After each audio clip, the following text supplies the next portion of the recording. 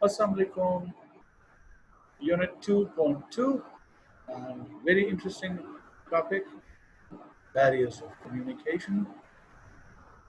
There are so many barriers that now you will understand that why communication is good communication is so difficult because there are multiple barriers at multiple levels.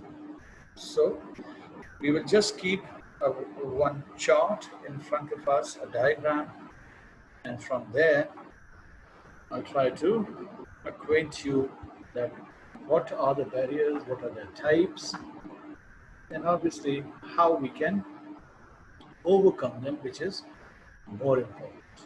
So let me share with you a slide. Okay, there we are. So this is unit 2.2, barriers of communication. This is the Pandora's box that we've just opened. One, two, three, four, five, six categories. Now you understand why I said when we study the barriers, then only we get to know how important it is to remove all them to achieve our desired objective, which is high quality communication. So let's begin with physical or environmental barriers, which means that these are the barriers which are present in the environment of communication, not inside the communicators. So they are caused by time, which means wrong timing. A message communicated at a wrong time. It is very important to identify which is the right time to communicate a message, which is the most optimum time when a message will be responded to positive. A very simple example, it is always uh, sermonized that when a gentleman comes home from work, he's tired, and at that time, he probably will not be very interested to listen to the problems of his family members. That is a wrong time.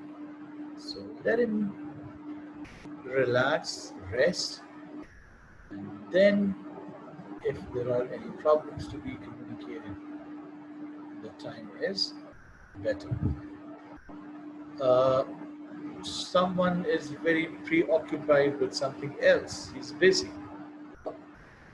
and you can easily delay your communication to maybe tomorrow when they are more when they can actually listen to you or give attention to your message.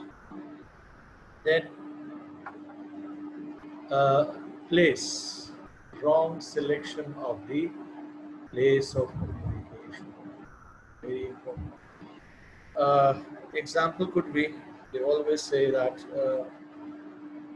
when there is a fault to be pointed out in someone, do not do in public. Because what will happen? They will, instead of listening and accepting their fault, they will start defending their prestige.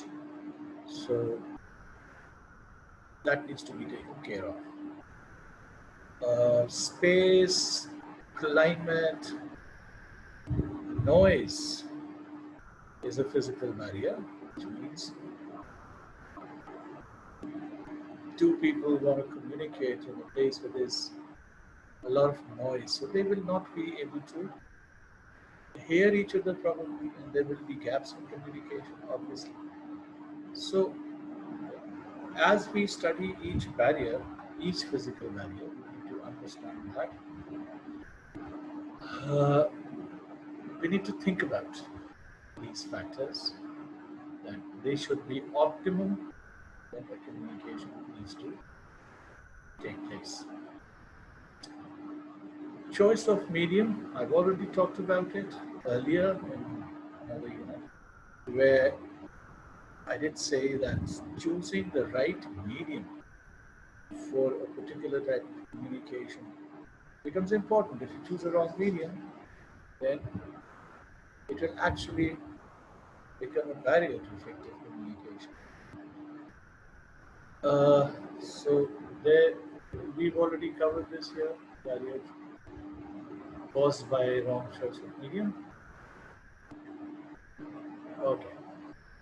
Semantic values. Now, semantic means meaning. It simply means the meaning of a word. So, how is the semantic barrier caused? It is caused by varied connotative meanings. And we need to understand what is a connotative meaning. Uh, the opposite of connotative is denotative.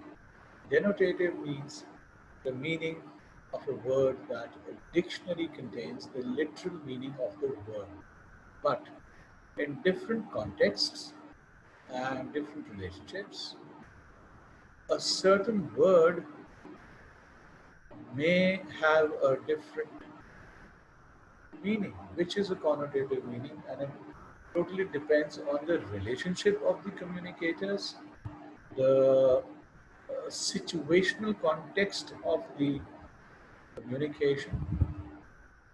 For example,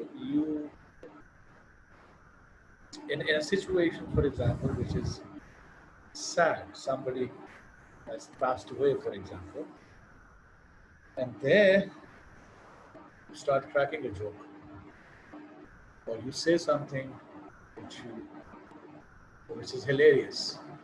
So there, the connotative meaning will change. It will not be hilarious anymore. People will be offended. Uh, you cannot carry out the communication with same words with your parents, for example, with words that you use with your friends. What happens is the connotation changes. So we have to keep in mind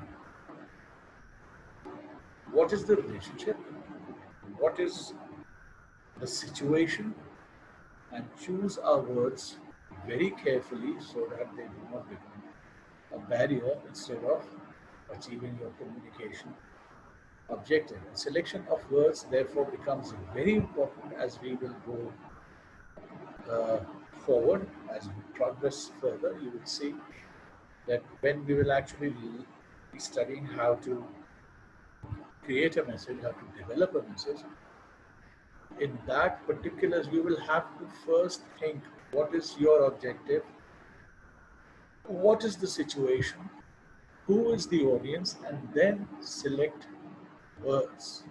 Because wrong choice of words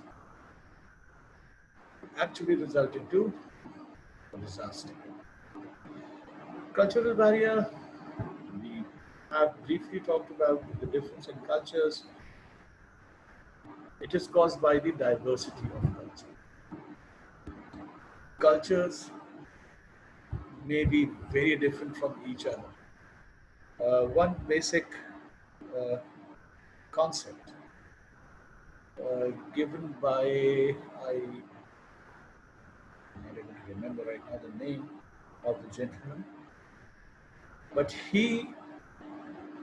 Hofstede, yes, I remember. Hofstede's model, and he talks about 5 elements on which you can examine or assess a culture and how they differ from each other on that.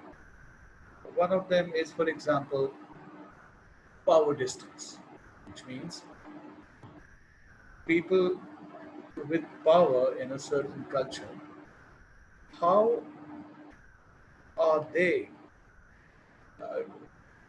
What if I am communicating with somebody with power in our culture, for example, in Pakistan?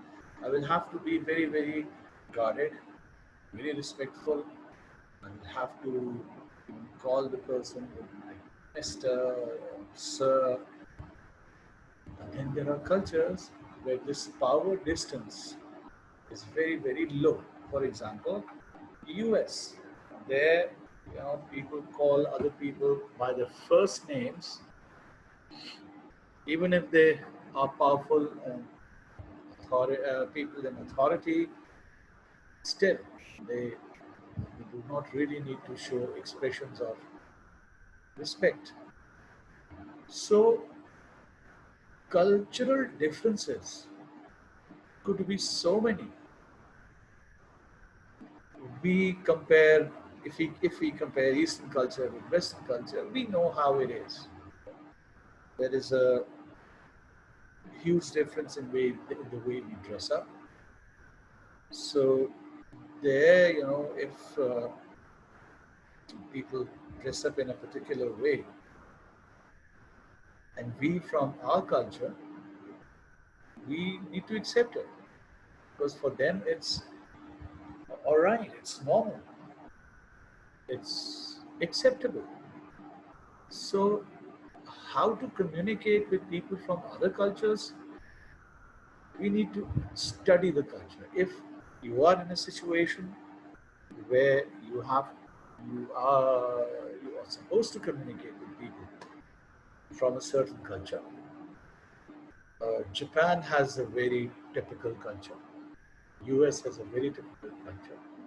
Then Britain has its own very conservative culture. We have to study these cultures and we have to make ourselves familiar how people then communicate in those cultures. What are the rules? What are the norms? Uh, Certain gestures have different meaning in different cultures also. So we need to study that. Uh, for example, in Malaysia, if you point your finger towards some object or some person, this is considered very rude. So it's very interesting that if you're in Malaysia and you ask for directions for someone, he will not use the index finger to point out. They use their thumb. They will tell you, if you ask them, where do I go to find a mosque, for example, they'll tell you this way. They won't say this way, they'll say this way. They only use their thumb. So, if somebody is not familiar there and he starts using their index finger there, people will be offended. Now, psychological attitudinal barriers. Now we are moving towards more complicated barriers, which are placed here right in the minds of the communicators. Psychological or attitudinal barriers are caused by certain moods, attitudes towards a certain subject, and relationships between the two communicating parties. We all understand if somebody is in a bad mood, for example, for some other reason, then there's no point in communicating with them at that point because they will not even bother to listen to you. Their attitudes towards a certain subject. Uh, how do they already, they have a pre-set attitude towards a certain topic. So that will become a barrier because if you are, for example, going to persuade them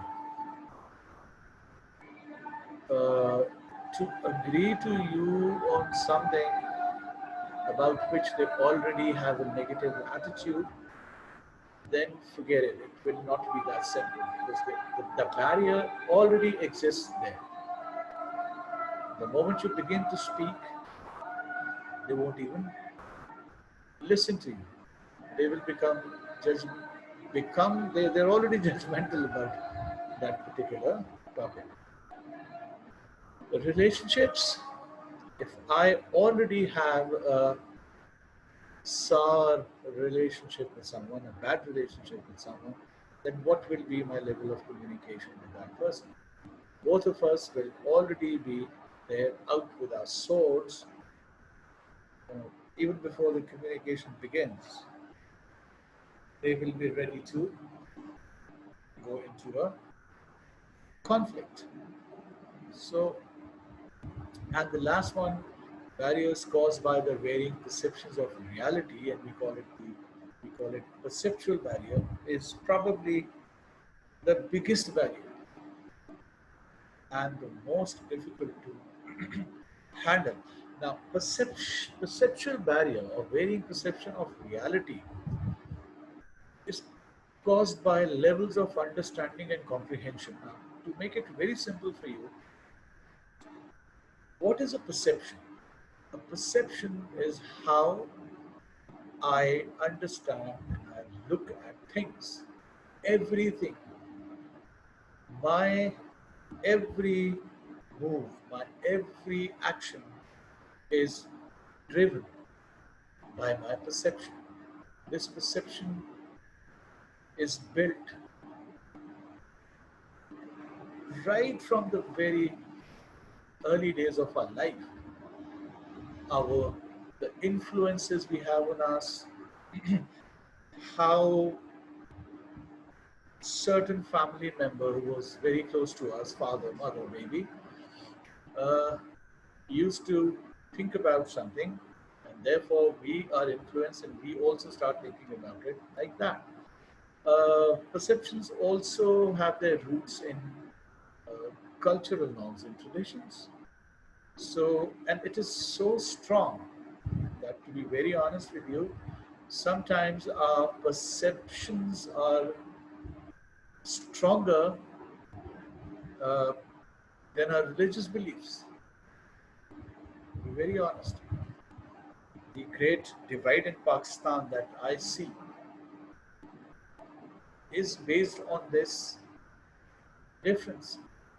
We are a very strong culture, and we most of our culture that we practice today was brought in at the time of partition. So a lot of Indian traditions have actually uh, accompanied us, and there you go. So in a lot of areas where we blatantly go against the teachings of our religion, those areas you will always find are rooted in our culture. One example, marriages for weddings, yes. Our religion tells us it has to be a very simple event. But our culture says it has to be a very ornate, a very colorful event. So, just to give you an example of how perceptions that are based on culture are also very strong. So, coming back to this perception means certain weather I like, certain color I do not like. I hate to travel in airplanes. I love traveling by road. Everything, every breath that we take is driven by our perception. Perceive reality, as the slide says in the beginning, in a certain way. So this gives us certain stance already, and this is where empathy comes in. If you find somebody who is very different from you, please don't judge them and label them as bad or good. Try to trace their perception, and that is the key to gaining empathy. You will know why a certain friend of yours dislikes something which you like very much. And then please understand they have a right. Give them a right to first of all have a perception, and secondly, do not go into conflicts where you find people with different perceptions. This is empathy. This is where you begin to understand why a certain person behaves or thinks in a certain way. Once you understand that why they're being different from you will not trouble you much. But for that, you initially have to have this empathy, this open mindedness that everybody has uh, been brought up in certain circumstances, certain influences, experiences have formed his perception. So he's different from you, and from that point on, you need to now think, okay, how do now I communicate with him? Because if you understand their perception, you have understood what are their needs, what are their interests, what are their concerns. This is where the you attitude begins to form. So these were the barriers, and wherever you come across any of these barriers, you need to step back and you need to find a strategy to overcome it. So this is where we will stop for Unit 2.2. I hope you have understood the concepts. If not, please do a little study from the book. Thank you very much. Take care. Allah Hafiz.